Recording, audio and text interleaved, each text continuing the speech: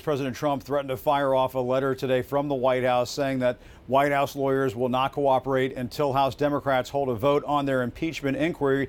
We are just finding out now that letter may not be coming from the White House until Monday at the earliest, and that there is a bit of an internal debate going on inside the president's impeachment team as to whether or not to fire off that letter. Now, as for this request for information from Vice President Mike Pence, his office has just responded with a statement saying that this request for documents and other information, quote, does not appear to be a serious request.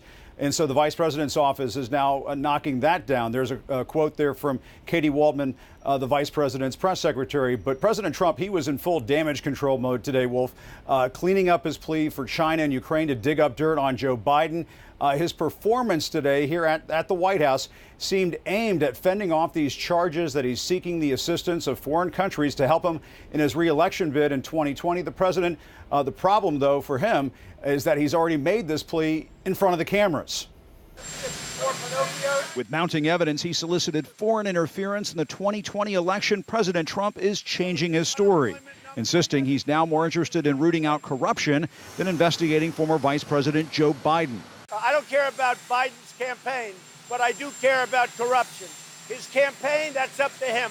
Politics, that's up to them. I don't care about politics. So we are looking at corruption. We're not looking at politics. We're looking at corruption. But that's not how the president laid it out the day before, when he directly called on Ukraine and China to dig up some Biden family dirt. It's a very simple answer. They should investigate the Bidens. By the way, likewise, China should start an investigation into the Bidens, because what happened in China is just about as bad as what happened with Ukraine.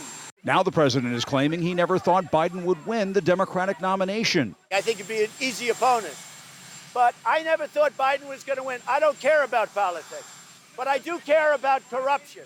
And Mr. Trump could not answer whether he was seeking corruption probes in foreign countries that don't include Democratic candidates. Have you asked foreign leaders for any corruption investigations that don't involve your political opponents? Are there other cases where we would have to look? So far, at least one Republican is not buying it. As Utah Senator Mitt Romney tweeted, by all appearances, the president's brazen and unprecedented appeal to China and to Ukraine to investigate Joe Biden is wrong and appalling. But Romney is mostly alone in the GOP. Florida Senator Marco Rubio tells CNN affiliate WFOR Mr. Trump is just trolling the media. I don't know if that's a real request or him just needling the press, knowing that you guys were going to get outraged by it.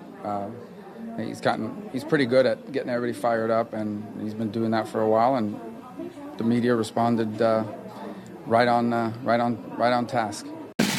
That may explain why the president is confident the Republican-controlled Senate will hold its ground and keep Mr. Trump in office if House Democrats vote to impeach. They have no choice. They have to follow their leadership. And then we'll get it to the Senate, and we're going to win. The Republicans have been very unified. But the impeachment inquiry has found its way to congressional town halls. Iowa's Joni Ernst got an earful at one in her state. Where is the line? When are you guys going to say enough? Yeah, good question. So, aren't you breaking the law asking for foreign help? The president is also not answering whether he had violated the law. The chair of the Federal Election Commission says the law is clear. It is illegal for any person to solicit, accept, or receive anything of value from a foreign national in connection with a U.S. election.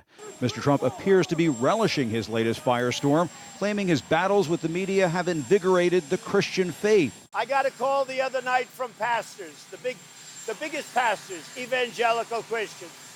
They said, we have never seen our religion or any religion so electrified. The president is describing the latest job numbers in almost biblical terms.